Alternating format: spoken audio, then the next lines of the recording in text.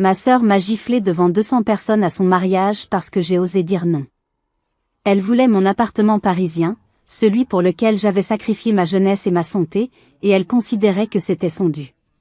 Ce qu'elle ignorait, au milieu des rires étouffés et des regards méprisants de l'Assemblée, c'est qu'un magistrat très respecté, une légende du barreau de Paris, observait attentivement toute la scène. Et il n'était pas le seul. Cette gifle, ce moment d'humiliation suprême, n'était pas la fin de mon histoire. C'était le début de la sienne.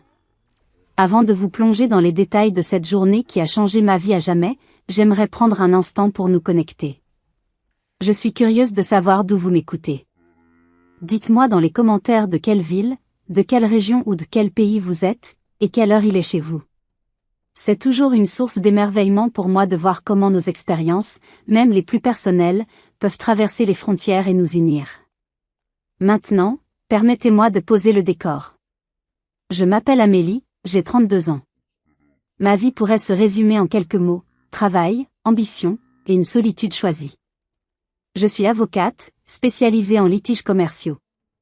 J'ai fondé mon propre cabinet il y a 5 ans, un pari insensé qui m'a coûté des nuits blanches, des relations sacrifiées et une quantité de caféine qui ferait frémir un médecin. Mais j'ai réussi. Mon nom est respecté. Mes clients sont parmi les plus grandes entreprises du pays. Et mon appartement, mon appartement. C'est un 3 pièces au 7e étage d'un immeuble haussmannien, avec un balcon qui offre une vue directe sur la Tour Eiffel. Ce n'est pas juste un bien immobilier. C'est mon trophée. C'est la matérialisation de chaque examen que j'ai passé en pleurant de fatigue, de chaque petit boulot que j'ai dû enchaîner pour payer mes études serveuse, tutrice, vendeuse et de chaque moment où j'ai douté mais où j'ai continué à avancer. Ma sœur, Chloé, a 28 ans. Elle est mon opposé polaire. Là où je suis ambuleuse et directe, elle est tout en courbe et en charme. Elle est le soleil de la famille, la princesse qui n'a jamais eu à se battre pour quoi que ce soit. Nos parents, Jean-Pierre et Isabelle, ont toujours couvé leur petite dernière. Quand elle a abandonné ses études de commerce après 6 mois parce que c'était trop ennuyeux, ils ont applaudi son courage de suivre son cœur. Sa vie a été une succession de projets créatifs, financés par eux, et de fiancés fortunés. Pour eux, son charme était une réussite en soi. Ma réussite, tangible et chiffrable, était une source d'inquiétude. Tu travailles trop, ma chérie, répétait sans cesse ma mère. Un jour, tu te réveilleras et tu seras seule avec tes millions et tes regrets. Ce samedi-là, le soleil brillait sur le domaine de Chantilly. Un cadre idyllique pour le mariage de Chloé avec Antoine, un banquier d'affaires qu'elle avait rencontré 8 mois plus tôt. J'ajustais ma robe de soie bleu nuit, une couleur sobre, choisie pour ne pas faire de vagues, quand mon téléphone a vibré. Ma mère. Amélie, chérie, tu es en route? N'oublie pas, c'est la journée de Chloé. On ne veut pas de drame. Sa voix était douce comme du miel, mais je sentais le venin en dessous. Bonjour maman. Je suis prête. Et non, je ne prévois aucun drame. Bien. Et, tu as eu le temps de réfléchir à notre conversation? À propos de l'appartement. Ce serait un si beau geste de ta part, un cadeau qui changerait leur vie. La nausée m'a envahi.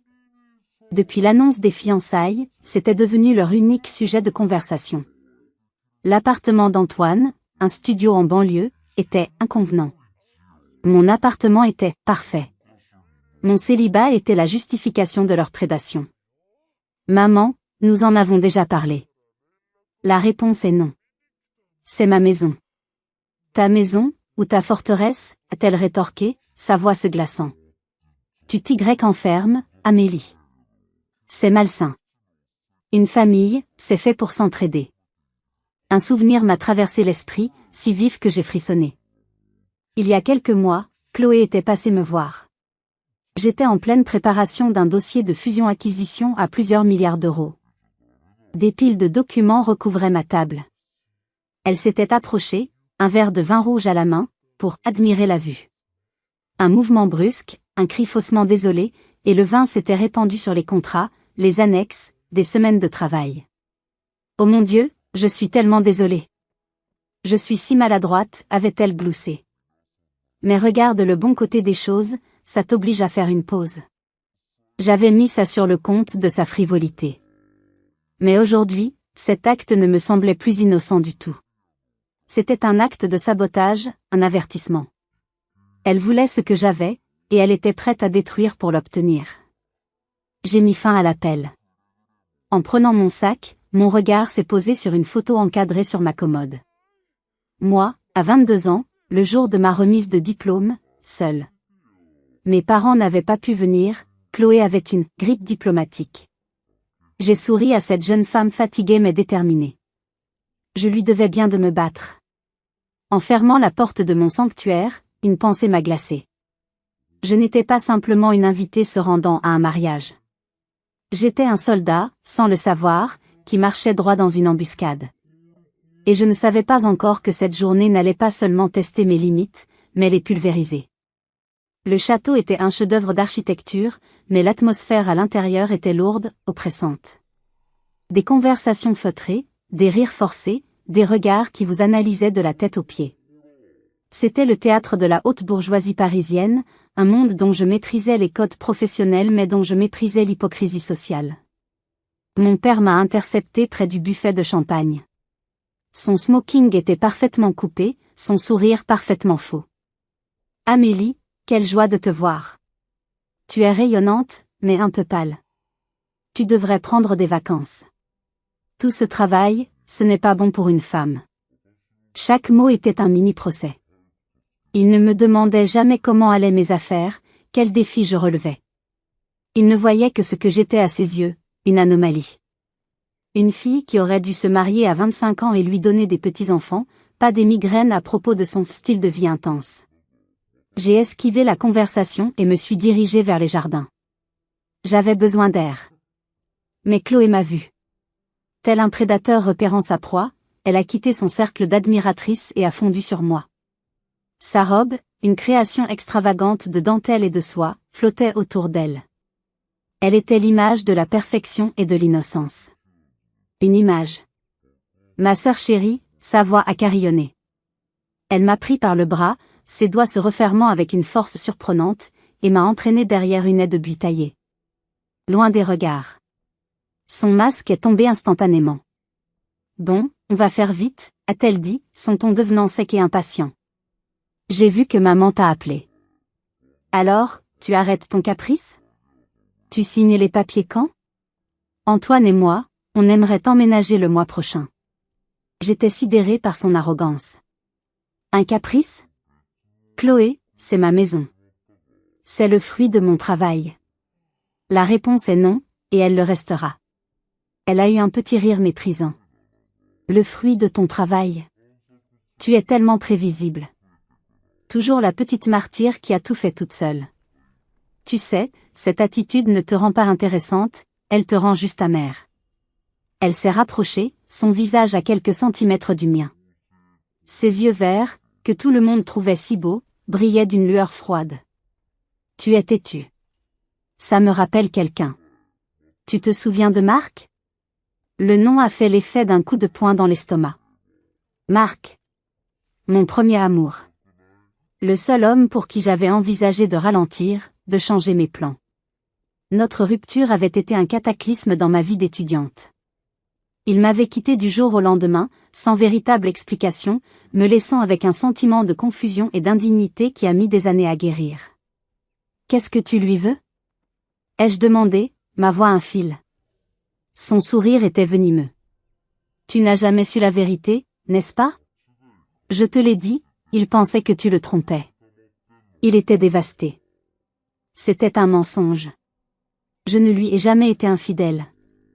Oh, je le sais parfaitement, a-t-elle admis avec une légèreté glaçante. C'est moi qui ai tout inventé. Je suis allée le voir. J'ai pleuré. Je lui ai dit que je t'avais surprise avec un autre, un type de ton groupe d'études. Je lui ai dit que tu étais une arriviste, que tu te servais de lui et que tu le jetterais dès qu'il ne serait plus utile à ta carrière. J'ai été très convaincante. J'ai senti le sang quitter mon visage. Je la fixais, essayant de comprendre l'énormité de ce qu'elle venait d'avouer. Pourquoi, ai-je réussi à articuler? Pourquoi ferais-tu une chose pareille? Elle a haussé les épaules comme si c'était une évidence. Parce que tu devenais faible. Tu parlais de prendre une année sabbatique pour voyager avec lui. Tu perdais de vue tes objectifs. Il te distrayait. Je t'ai rendu service, en quelque sorte. Grâce à moi, tu t'es replongé dans tes études et regarde où tu es aujourd'hui. Tu devrais presque me remercier. Dites-moi dans les commentaires, honnêtement, qu'auriez-vous fait à ma place? Face à une cruauté si profonde, si calculée, de la part de votre propre sœur, quelle aurait été votre réaction?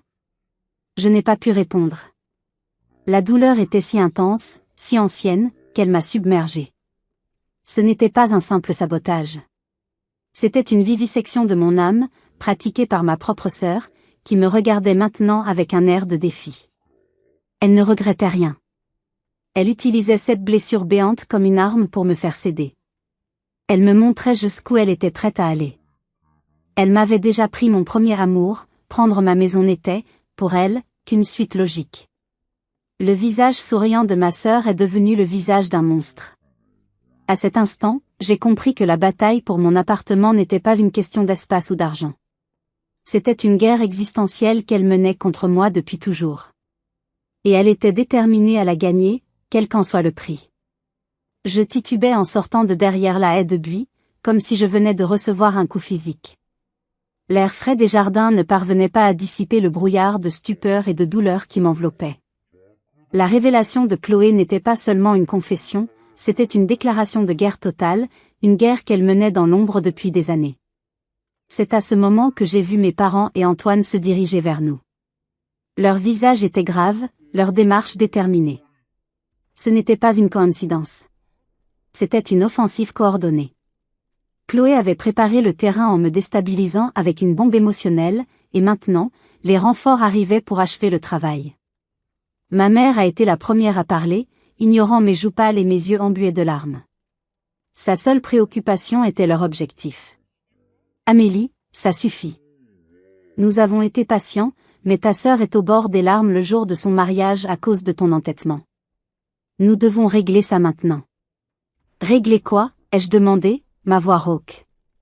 Le fait que vous essayez de me voler ma maison? Le fait que votre fille chérie est une manipulatrice sociopathe? De quoi voulez-vous parler exactement? Le mot « sociopathe » a fait tressaillir ma mère, mais mon père est intervenu avant qu'elle ne puisse répliquer. Modère tes propos, Amélie, a-t-il grondé, sont en ne tolérant aucune discussion.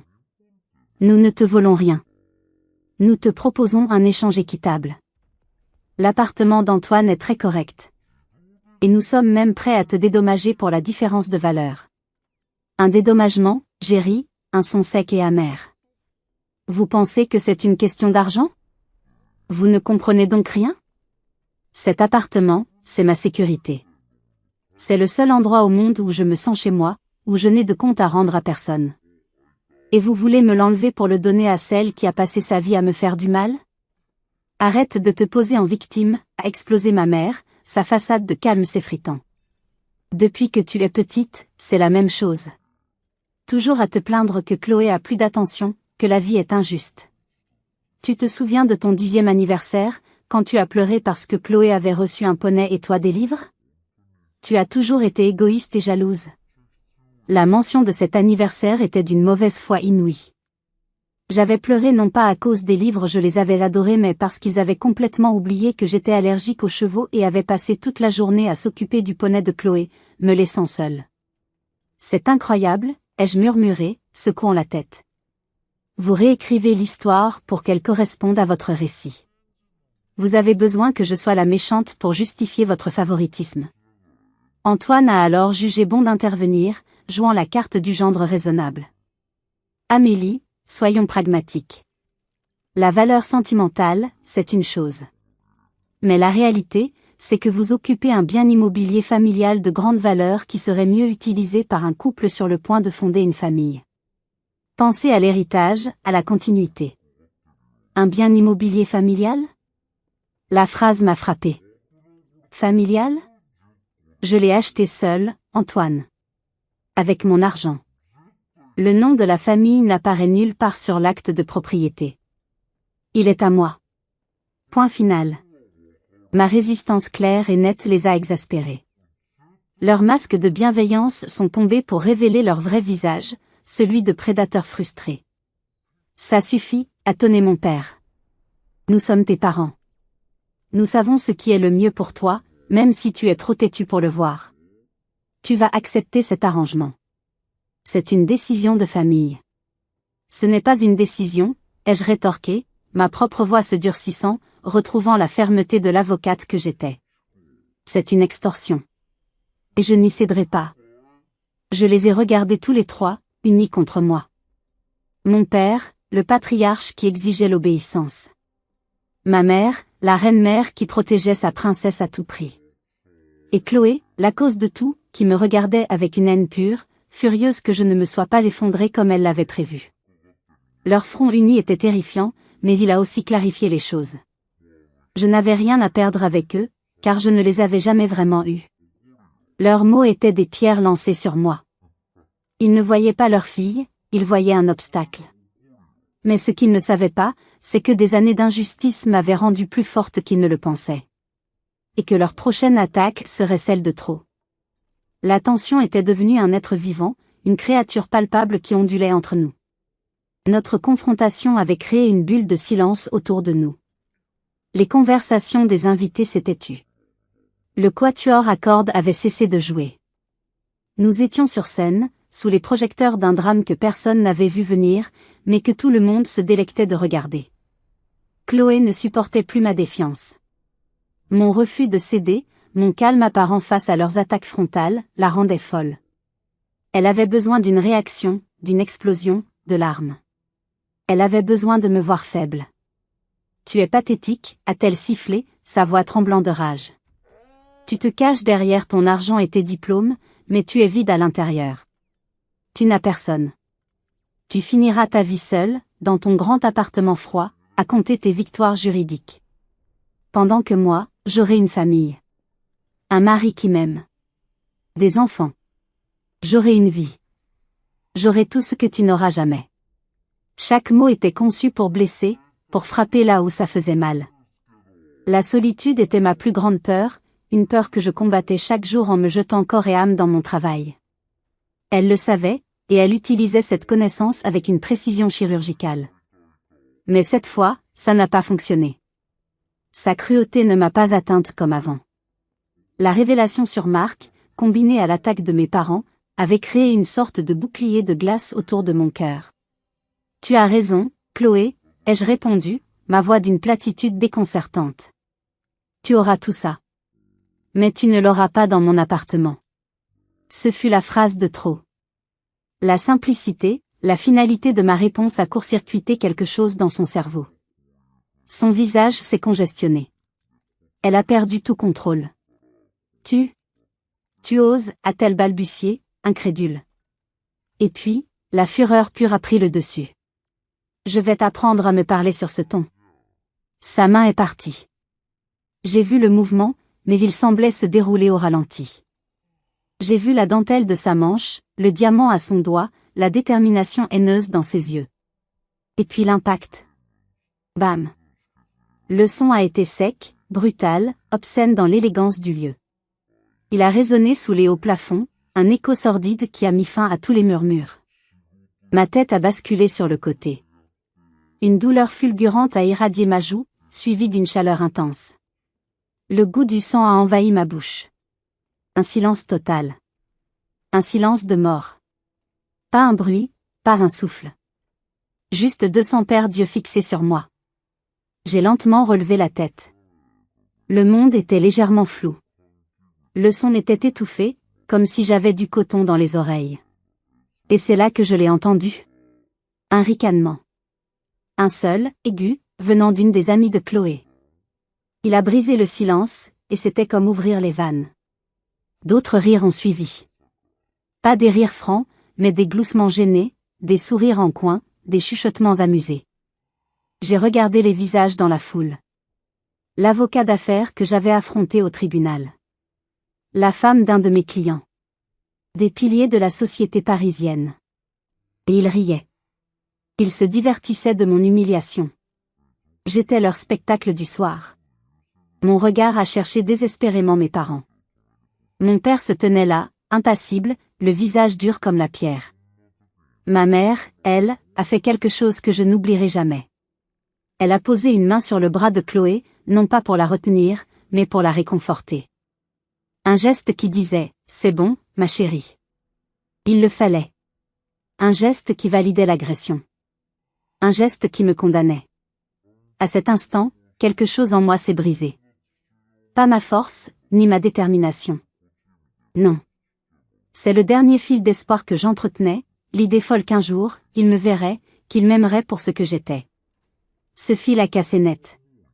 Et dans le vide laissé par cette rupture, une nouvelle résolution est née. Froide, dure, et absolument implacable. Ils venaient de commettre la plus grosse erreur de leur vie. La douleur sur ma joue n'était rien comparée à la douleur dans mon cœur.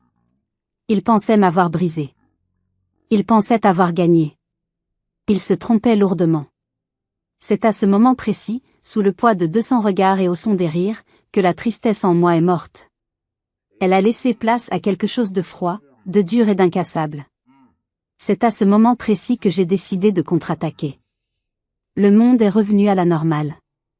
Le son est redevenu clair, l'image nette. Ma joue me lançait, mais mon esprit était d'une lucidité terrifiante. Je n'ai pas touché mon visage. Je n'ai pas laissé une seule larme couler. J'ai absorbé leur haine, leur mépris, leur amusement, et je les transformais en carburant. Chloé me regardait, haletante, le choc de son propre acte se mêlant à une lueur de triomphe sauvage. Elle s'attendait à ce que je m'effondre, que je m'enfuis en larmes, lui laissant le champ de bataille. C'est ce que j'aurais fait avant. Mais l'Amélie d'avant venait de mourir, ici, sur le sol en marbre de ce château ridicule. J'ai fait une chose simple. J'ai redressé le dos. J'ai relevé le menton. Et j'ai soutenu son regard, sans ciller. Mon absence de réaction l'a déconcerté. Le silence qui s'était installé dans la salle n'était plus un silence de choc, mais un silence d'attente. Que va-t-elle faire? Très lentement, j'ai fait un pas en arrière, créant une distance entre nous. J'ai posé la coupe de champagne que je tenais encore sur le plateau d'un serveur pétrifié. Mes mains ne tremblaient plus. Puis, avec un calme qui semblait venir d'un autre monde, j'ai ouvert mon sac à main et j'ai sorti mon smartphone. L'écran s'est allumé, projetant une lumière froide sur mon visage. « Qu'est-ce que tu fabriques ?» a demandé mon père, sa voix un grognement bas.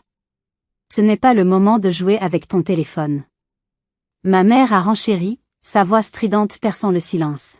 « Amélie, range ça. Tu es en train de créer une scène grotesque. » J'ai levé les yeux de mon écran, juste une seconde, pour leur adresser un sourire glacial. Oh, mais la scène a déjà été créée. Je ne fais que la documenter.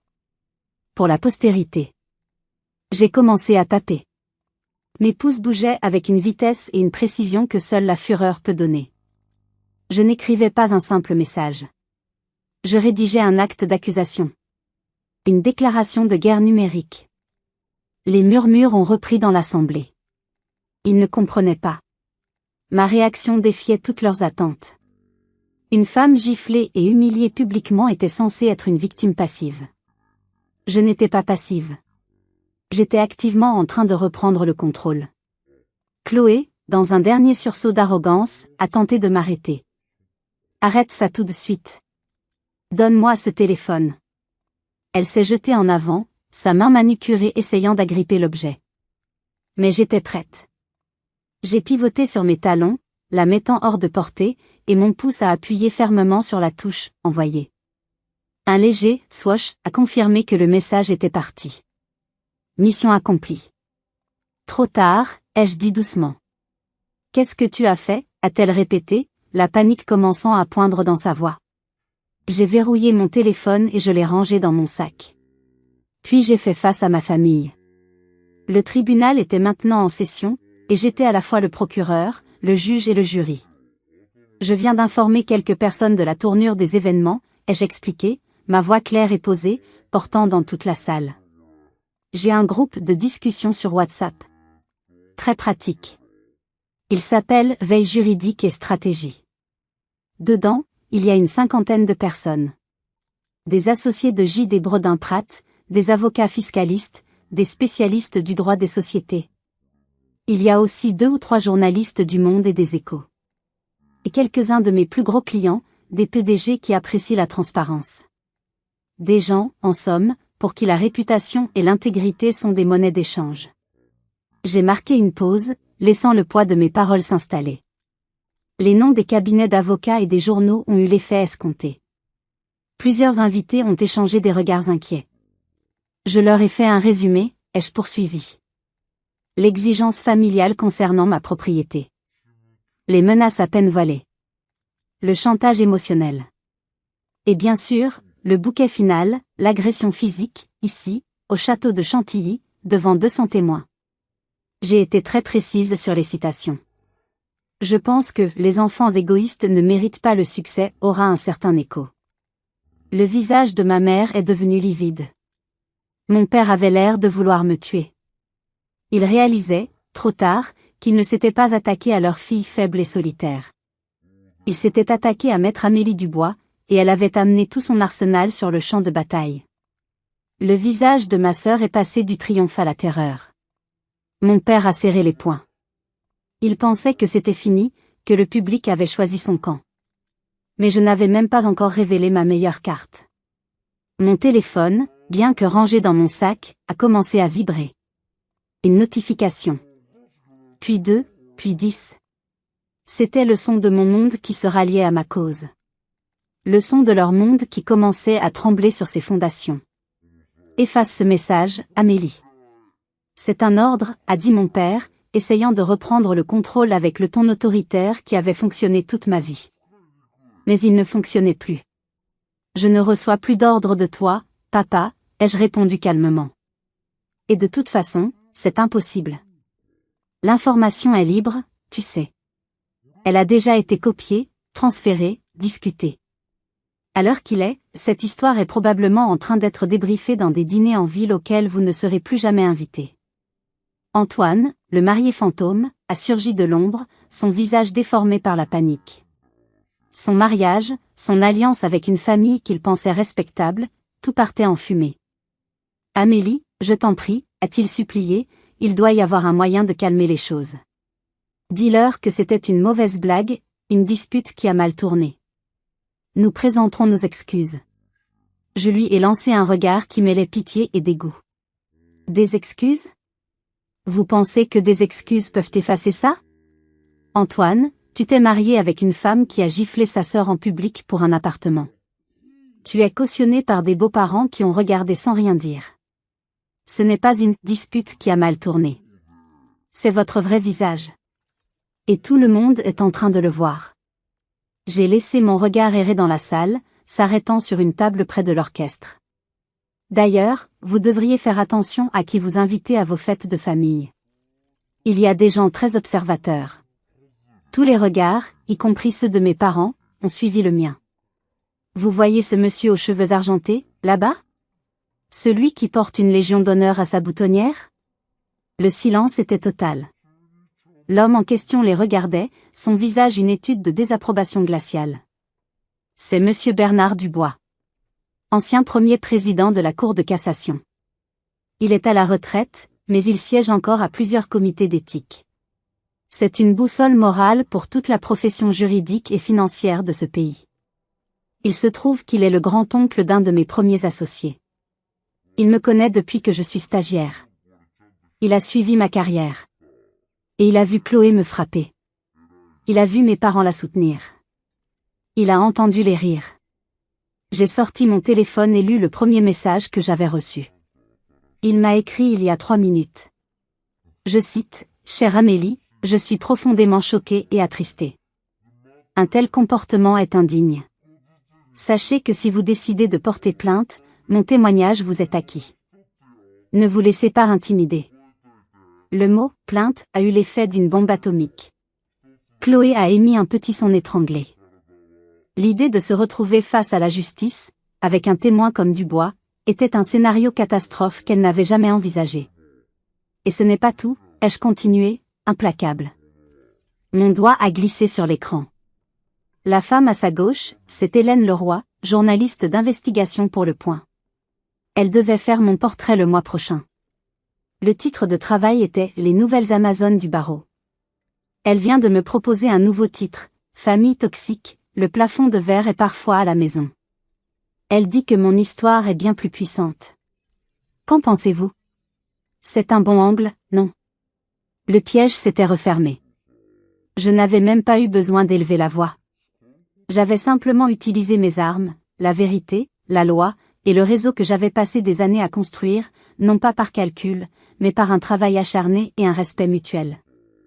Ma mère a finalement craqué. Arrête, Amélie. Je t'en supplie. Tu es en train de nous détruire. Non, maman, ai-je corrigé. Je ne fais que vous tendre un miroir. C'est vous qui vous êtes détruit tout seul. Ma sœur a commencé à pleurer, des larmes de rage et de peur. Son beau mariage, son avenir doré, tout s'effondrait en direct. Mon téléphone a sonné. Une vraie sonnerie, cette fois. Le nom qui s'est affiché m'a fait éclater d'un rire qui, pour la première fois de la soirée, était sincère. Excusez-moi, je dois prendre cet appel, ai-je dit à l'Assemblée médusée. C'est l'agence de gestion de crise la plus chère de Paris. Ils me disent qu'ils ont une annulation et qu'ils sont disponibles pour un nouveau client. Quelle coïncidence! Ce qui allait suivre allait transformer ce désastre familial en une affaire publique, un cas d'école sur la chute d'une dynastie construite sur des apparences. L'appel de l'agence de gestion de crise a été le coup de sifflet final. La comédie était terminée. Les invités ont compris que le spectacle touchait à sa fin et que rester plus longtemps revenait à se tacher avec l'encre du scandale. La débandade a commencé. C'était un exode silencieux et gêné. Des « nous devons vraiment y aller », les enfants, des « oh, regarde l'heure », j'avais complètement oublié, des bises furtives envoyées de loin à la famille du marié, qui semblait vouloir disparaître sous terre. Le château se vidait à une vitesse surprenante, laissant derrière lui des coupes de champagne à moitié pleines et une famille en pleine implosion. Chloé était passée des pleurs de peur aux sanglots hystériques. Son magnifique maquillage n'était plus qu'un souvenir, remplacé par des rivières noires de mascara. Sa robe de princesse semblait maintenant être un déguisement grotesque pour une tragédie. « Regarde ce que tu as fait », a-t-elle hurlé à travers ses larmes, s'adressant à moi. « Tu as tout gâché. Mon plus beau jour. Tu es un monstre. » Le monstre, Chloé, c'est celui qui frappe sa sœur parce qu'elle ne lui cède pas un caprice, ai-je répondu, ma voix lasse. La colère m'avait quitté, laissant place à un vide glacial. Tu n'as jamais voulu un mariage, tu as voulu une performance.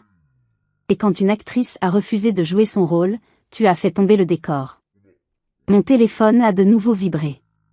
C'était mon assistante, paniquée.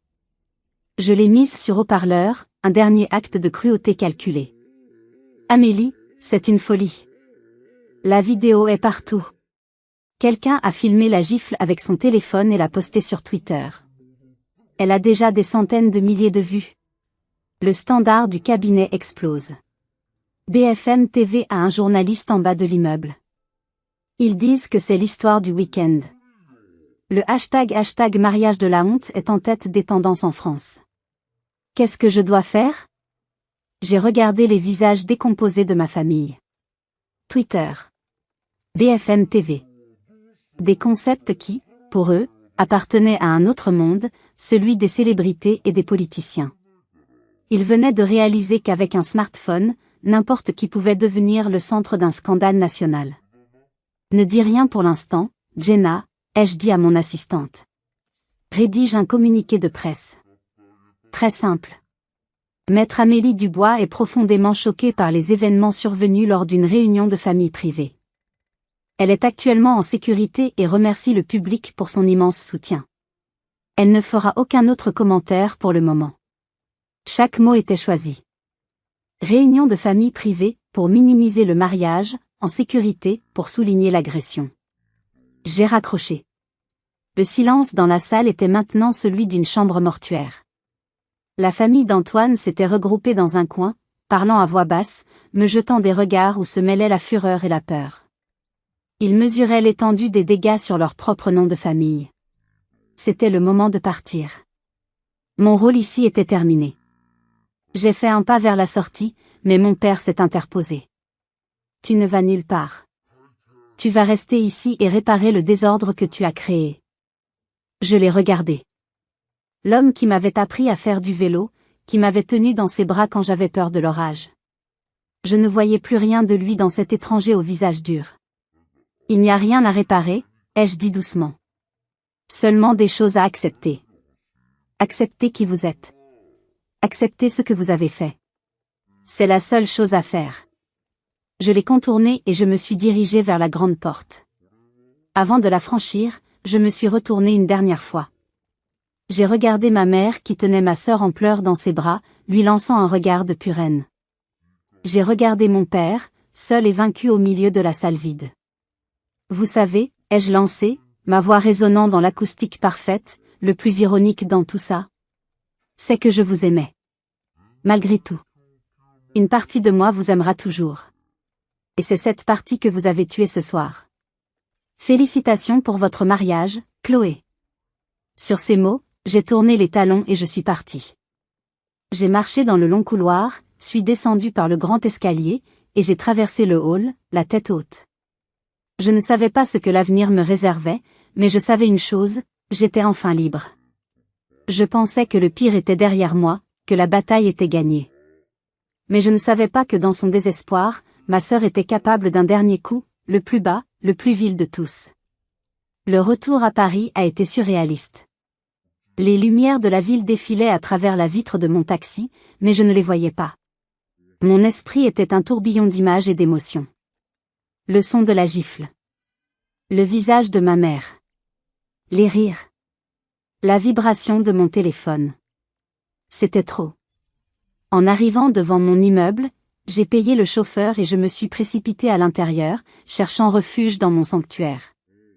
Une fois la porte refermée, le silence de l'appartement m'a enveloppé. J'ai enlevé mes vêtements comme s'ils étaient contaminés et je suis resté sous une douche brûlante pendant ce qui m'a semblé être des heures. Je voulais laver la journée, l'effacer de ma peau. Mais c'était impossible. Épuisé, j'ai enfilé un simple t-shirt et je me suis effondré dans mon lit, tombant dans un sommeil lourd, sans rêve, le sommeil de l'épuisement total. Les coups à la porte m'ont réveillé en sursaut. Il faisait encore nuit. Mon premier réflexe a été la peur. Chloé? Mes parents? J'ai rampé hors du lit, le cœur battant à tout rompre, et j'ai regardé par le Judas. Mon sang s'est glacé. 2 silhouettes en uniforme de police. J'ai ouvert, mon corps tremblant. Madame Amélie Dubois, a demandé l'officier le plus âgé, son visage impassible. Oui, c'est moi. Il y a un problème? Nous avons reçu un signalement anonyme concernant une forte odeur de produits chimiques et des allées et venues suspectes à votre domicile. Le signalement fait état d'un possible laboratoire de drogue de synthèse. Nous avons un mandat pour perquisitionner votre appartement. Les mots n'avaient aucun sens. Un laboratoire de drogue? Chez moi? C'était si absurde, si grotesque que j'ai failli en rire. Et puis j'ai compris. C'était elle. Chloé. C'était sa dernière carte. La carte de la destruction mutuelle. Si elle tombait, elle m'entraînerait avec elle. Une accusation de cette nature, même si elle était fausse, laisserait une tache indélébile sur ma réputation d'avocate. C'était un coup de maître dans la perfidie. Ils sont entrés. Ils étaient corrects, presque désolés, mais ils faisaient leur travail. Et leur travail consistait à retourner chaque recoin de ma vie. Ils ont ouvert mes placards, vidé mes tiroirs, palpé mes vêtements. Ils ont inspecté ma cuisine, ma salle de bain, mes livres. Chaque objet personnel était examiné, soupesé. C'était une violation intime, une profanation de mon espace le plus sacré. Pendant qu'ils fouillaient, j'ai aperçu un flash à travers les rideaux. Je me suis approché de la fenêtre. En bas, dans la rue déserte, un homme avec un téléobjectif était en train de photographier la scène. Non seulement elle avait appelé la police, mais elle avait prévenu les paparazzis. Ils n'ont rien trouvé, évidemment. Ils sont repartis 1 heure plus tard, avec des excuses polies. Je me suis retrouvée seule, au milieu de mon appartement mis à sac. Et là, j'ai craqué. J'ai hurlé. Un cri de rage, de désespoir, de pure frustration. J'avais gagné la bataille, mais elle continuait la guerre avec les armes les plus sales. Le lendemain matin, la photo était à la une d'un tabloïd en ligne. Perquisition nocturne chez l'avocate du #mariage de la honte. Le doute était semé. Mes messages de soutien se sont taris, remplacés par des appels inquiets de clients importants. Amélie, tout va bien? Nous avons vu les nouvelles. La boue commençait à coller. Je me suis assise à mon bureau, au milieu du désordre, la tête entre les mains, croyant que j'avais atteint mon point de rupture. Et puis, mon téléphone a sonné. C'était le numéro personnel de Monsieur Dubois. Amélie, c'est Bernard. J'ai vu les nouvelles de ce matin. C'est une infamie. Ne dites rien. Ne faites rien. Laissez-moi gérer ça. Moins d'une heure plus tard, son communiqué de presse est tombé. Il était bref, mais dévastateur. Il y dénonçait une manœuvre de harcèlement abject et une dénonciation calomnieuse qui relève du pénal. Il y annonçait avoir lui-même saisi le procureur de la République et mettait en jeu sa réputation personnelle pour garantir l'intégrité irréprochable de maître Amélie Dubois. C'était plus qu'un soutien. C'était une déclaration de guerre nucléaire de la part d'une des figures les plus respectées de France. Le vent a tourné de façon spectaculaire. Les médias, qui commençaient à me dépeindre comme une femme à problème, ont fait volte-face et ont commencé à parler de l'acharnement d'une famille toxique. Le piège de Chloé s'était refermé violemment sur elle. L'enquête pour dénonciation calomnieuse allait inévitablement remonter jusqu'à elle. Elle n'avait pas seulement ruiné sa réputation, elle risquait maintenant des poursuites pénales. Le soutien que j'ai reçu après ça a été colossal. J'étais devenue un symbole. Le symbole que, même face à la plus vile des trahisons, la vérité et l'intégrité pouvaient encore gagner. Mais les conséquences de cette guerre totale allaient bien au-delà de ce que j'aurais pu imaginer. Le temps a une façon étrange de régler les comptes. 6 mois après le mariage de la honte, la poussière était retombée, mais le paysage qu'elle a révélé était radicalement différent. Les ondes de choc de cette seule journée avaient redessiné nos vies de manière irréversible. Ma vie a pris un tournant que je n'aurais jamais anticipé. Le scandale, une fois l'infâme accusation de drogue écartée par le soutien de Monsieur Dubois, a cimenté ma réputation. Je n'étais plus seulement une bonne avocate, j'étais devenue une combattante, une survivante. Mon cabinet a explosé. J'ai dû embaucher 3 nouveaux collaborateurs pour gérer l'afflux de dossiers. Des femmes, surtout, venaient me voir. Des femmes piégées dans des divorces abusifs, des femmes dont les partenaires commerciaux tentaient de les spolier, des femmes qui, comme moi, avaient décidé de dire « ça suffit ». J'ai trouvé une nouvelle vocation dans mon métier. Chaque dossier était plus qu'un contrat, c'était une cause.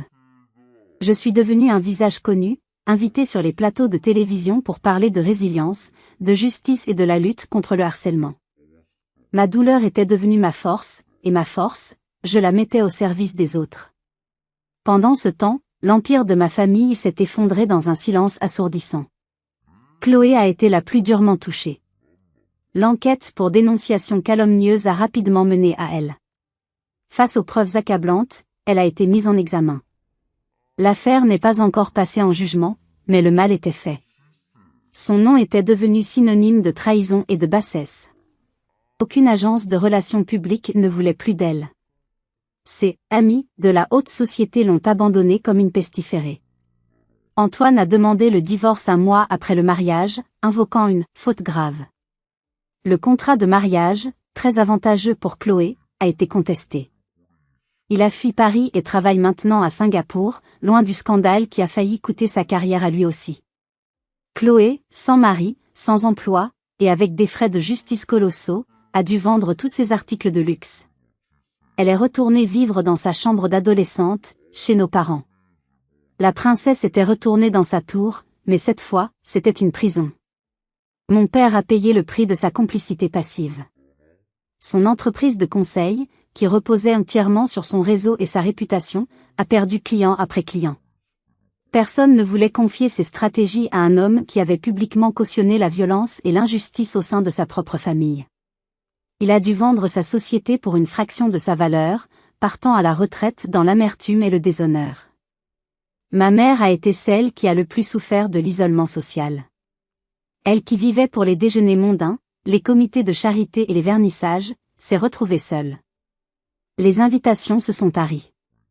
Les appels ne venaient plus. Elle était devenue un fantôme dans le monde qui avait été toute sa raison de vivre. Un soir, j'ai reçu un appel d'un numéro masqué. C'était Chloé. Sa voix était méconnaissable, vide de toute arrogance. Amélie. J'ai attendu. Je voulais juste. Je sais que c'est trop tard. Mais je suis désolée. Pour tout. Pour Marc. Pour la gifle. Pour la police. J'étais tellement jalouse. Toute ma vie. Tu avais ce feu en toi. Cette force. Et peu importe ce que je faisais, je me sentais toujours faible à côté de toi. Je suis désolée. C'était la première fois de ma vie que je l'entendais prononcer des excuses qui semblaient sincères. Mais c'était trop peu, et bien trop tard. Je l'entends, Chloé, ai-je répondu, ma voix neutre. Mais la désolation ne répare pas les vies brisées. La tienne, et une partie de la mienne. Tu dois vivre avec ce que tu as fait maintenant. C'est ça, devenir adulte. J'ai raccroché avant qu'elle ne puisse répondre. Il n'y avait plus rien à dire. Je n'ai jamais repris contact. J'avais gagné. J'avais survécu. J'avais ma maison, ma carrière florissante, et une paix que je n'avais jamais connue. Mais alors que je contemplais la vue de Paris depuis mon balcon, une question persistait. Avais-je vraiment gagné? Où étions-nous tous, à notre manière, les perdants de cette guerre insensée? Il me restait une dernière chose à comprendre. Les mois se sont transformés en une année, puis deux. La paix s'est installée dans ma vie, une paix profonde, durable. L'absence de drame familial était comme un baume sur des cicatrices anciennes. Mon appartement, autrefois l'épicentre d'un conflit, est devenu ce qu'il aurait toujours dû être, un havre. Il n'était plus seulement le symbole de ma réussite, mais un lieu de vie, de joie, de communauté. Les dîners avec les amis que j'avais trop longtemps négligés, les week-ends passés à lire au soleil sur mon balcon, les soirées tranquilles à simplement écouter de la musique en regardant la ville s'illuminer. J'apprenais à vivre, pas seulement à survivre. Un après-midi, en triant de vieux papiers, je suis retombée sur mes notes de première année de droit. J'ai revu la jeune femme que j'étais, pleine de rêves mais aussi terrifiée par l'échec, se sentant comme une imposture dans un monde qui ne semblait pas fait pour elle. Et j'ai eu une révélation. La véritable conclusion de mon histoire ne pouvait pas être la destruction de ma famille. Ce serait une victoire amère. La véritable conclusion devait être une création. J'ai contacté le doyen de mon ancienne université, une femme formidable qui m'avait soutenue à mes débuts. Je lui ai parlé de mon projet. La deuxième chambre de mon appartement, celle que Chloé avait convoitée, je voulais la transformer. Je voulais en faire une « chambre de la réussite », un espace de travail et de logement temporaire, offert chaque semestre à une étudiante en droit issue d'un milieu défavorisé, une jeune femme brillante qui n'avait pas les moyens de vivre décemment à Paris pendant ses études. La première lauréate de ce petit programme que j'ai baptisé « L'Envol » s'appelait Sarah. Elle venait d'un petit village de l'Ardèche, et son intelligence n'avait d'égal que son manque de confiance en elle. Quand elle est entrée pour la première fois dans l'appartement, ses yeux se sont écarquillés. Je n'ai jamais rien vu de tel, a-t-elle murmuré. Un soir, je l'ai trouvée endormie sur ses livres, le code civil ouvert devant elle. Je l'ai doucement réveillée et lui ai préparé un thé. Nous avons discuté pendant des heures. De ses peurs, de ses doutes, de son sentiment de ne pas être à sa place. Parfois, j'ai l'impression que tout le monde autour de moi a une longueur d'avance, m'a-t-elle confié. Ils ont les noms, les réseaux, la confiance. La confiance, ça se construit, lui ai-je répondu. Et les réseaux, ça se crée. Regarde-moi. Je suis partie de moins que rien. Ma seule longueur d'avance, c'était ma rage de réussir. Transforme ta peur en carburant. En la regardant, j'ai vu un reflet de moi-même, 20 ans plus tôt. Et j'ai compris. Ma véritable vengeance, ce n'était pas le silence de ma famille, ni leur chute. C'était elle. C'était Sarah. C'était de prendre l'espace même qui avait failli me être arraché par la jalousie et l'avidité, et de le transformer en un lieu de transmission, d'espoir et de solidarité. C'était de briser le cycle. Ma famille m'avait appris que les relations étaient transactionnelles, basées sur le pouvoir et le profit. Je choisissais de prouver le contraire, en construisant des relations basées sur le soutien et la générosité. Ma plus grande victoire n'a pas été de détruire ceux qui m'ont fait du mal, mais de construire quelque chose de si beau à partir des ruines qu'ils ont laissées derrière eux que leur haine est devenue insignifiante. Cette histoire est la mienne, mais ses thèmes la trahison, la résilience, la recherche de sa place sont universels. Je sais que beaucoup d'entre vous ont leur propre bataille, leur propre famille toxique, leur propre victoire silencieuse. C'est pourquoi je vous invite à partager un fragment de votre expérience dans les commentaires. Pas besoin de donner tous les détails, mais juste un mot, une phrase sur un moment où vous avez dû vous battre pour votre dignité, ou un moment où vous avez trouvé la force de transformer une blessure en quelque chose de positif. Vos histoires comptent. Elles nous rappellent que nous ne sommes jamais vraiment seuls. Merci de m'avoir accompagné dans ce voyage. Si cette histoire a résonné en vous, un petit like est toujours apprécié, et n'oubliez pas de vous abonner pour d'autres récits sur la complexité des relations humaines. Prenez soin de vous, soyez forts, et n'oubliez jamais de construire, même et surtout quand d'autres tentent de détruire.